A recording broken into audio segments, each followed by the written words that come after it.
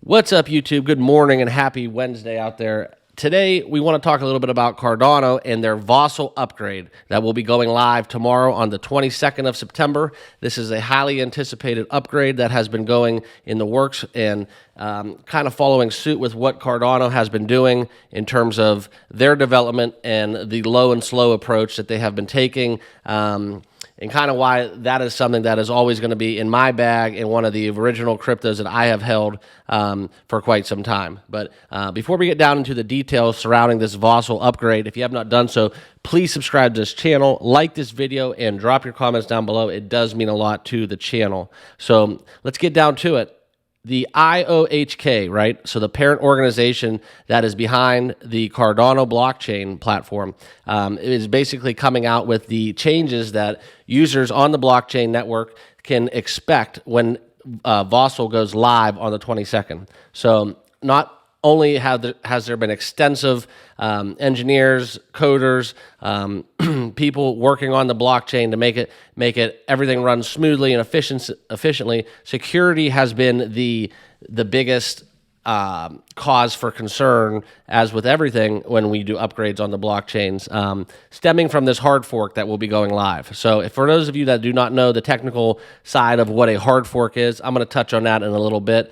Basically put everything in layman's terms. It's something that as investors and people just following a coin, you don't really need to know all of this technical jargon, but just to simplify it into some more basic terminology might make everything, when these upgrades and technical things come along, kind of process more smoothly. So as I noted, basically this is another way that they're going to upgrade their blockchain to run more smoothly, efficiently, and securely. Okay, so I'm going to highlight these paragraphs with the Vasil upgrade. The functionalities that will be upgraded basically is going to reduce the unspent transaction output, thus eliminating a lot of script execution costs, higher security that will be added to the user side on the blockchain. And basically, it's just as similar to what we've been seeing with this Plutus V2 that kind of can correlate on the side of how Ethereum has upgraded to 2.0. For those of us that do a lot of transacting on the Ethereum side of things, we can definitely see an increase in speed that has happened since the upgrade and the merge. But it's also important to note the impact that we are seeing with the token price. Okay, so this is all fine and dandy, but at the end of the day, what it comes down to is this going to make us more money as investors, and what we can look for and anticipate moving forward? So that's something to note.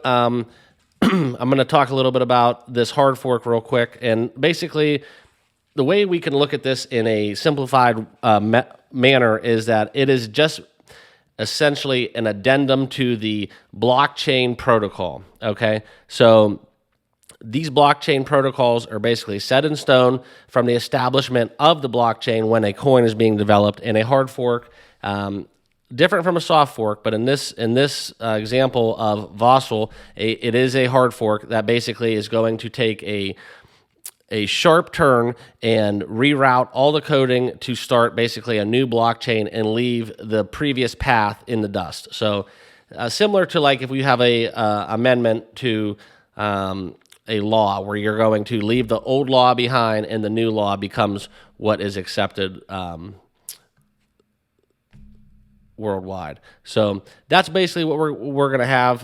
We've seen the hard forks with Bitcoin when they've went into Bitcoin Cash and some of those pathways that have come downstream when they do these upgrades. But this is how it's going to affect Cardano as a whole. And this is kind of another important thing to point out when we talk about Vasil affecting us as investors, right?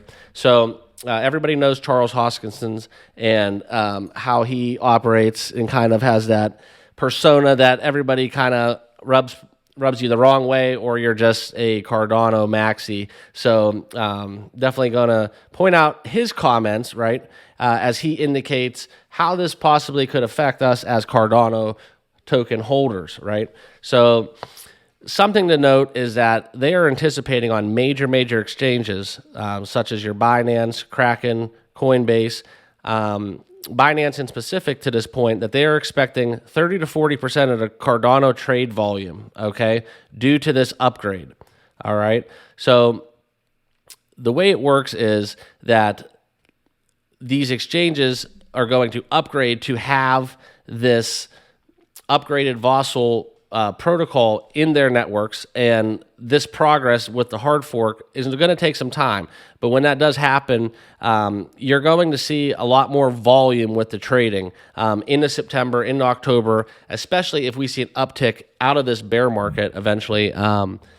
Hopefully one day. But this uptick in volume will definitely play a role with how Cardano is transacted on these major exchanges. So Cardano as a whole, though, operating on their price action, has not really seen any uptick, kind of trading sideways. You know, we've all followed the price point, and seeing the action steadily between 45 cents up to 50 cents, as high as 55 cents at certain times, but pretty much just has been hovering around the last 3 months or so around that 50-cent threshold.